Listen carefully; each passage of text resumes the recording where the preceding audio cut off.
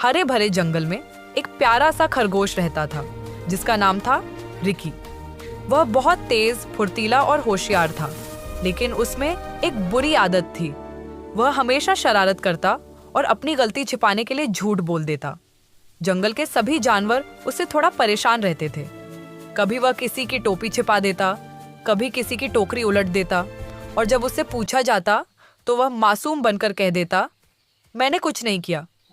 एक दिन जंगल में बड़ी मेहनत से उगाई गई मीठी मीठी गाजरें तैयार हुई। सब जानवर बहुत खुश थे। उन गाजरों को एक टोकरी में रखकर पेड़ के नीचे रख दिया गया। रिकी वहां से गुजरा।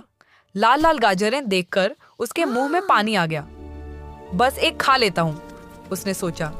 लेकिन एक के बाद एक खाते खाते उसने सारी गाजरें खत्म कर दी। कुछ देर बाद जब जानवर आए तो टोकरी खाली थी। सब हैरान रह गए। यह गाजरें किसने खाईं? हिरण ने पूछा। रिकी ने तुरंत कहा, मैंने देखा था, बकरियां यहाँ आई थीं। उन्होंने ही सब गाजरें खा लीं। बेचारी बकरियों को बिना गलती के डांट पड़ी। वे उदास होकर चली गईं। रिकी मन ही मन हंस रहा था, लेकिन उसके दिल के किसी कोने में हल्की सी चुभन भी थी। कुछ दिनों बाद रिकी फिर शरारत करते करते जंगल में दौड़ रहा था। अचानक उसका पैर फिसला और वह एक गहरे गड्ढे में गिर गया। बचाओ बचाओ, वह जोर जोर से चिल्लाने लगा। आवाज सुनकर पास के जानवर इकट्ठा हुए। हिरण बोला, फिर से मजाक कर रहा होगा। बंदर हंसते हुए बोला, हाँ, हमें बेवकूफ बना रहा होगा। सब जानवर सोचकर चले गए कि रिकी फिर झूठ बोल रहा है। गड्ढे में फंसा रिकी डर गया। इस बार वह सच में मुसीबत में था। उसकी आंखों में आंसू आ गए।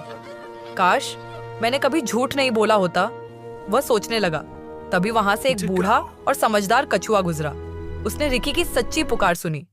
वह धीरे धीरे गड्ढे के पास आया और बोला, रिकी, क्या तुम सच में फंसे हो?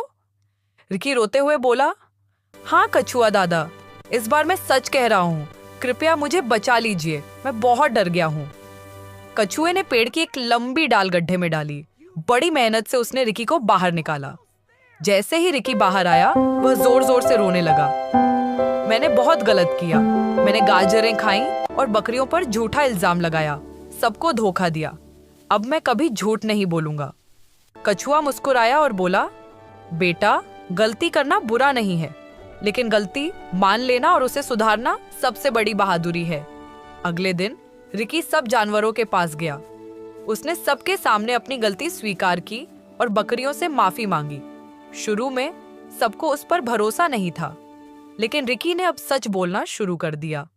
धीरे धीरे उसने अपनी मेहनत से सबका विश्वास फिर से जीत लिया।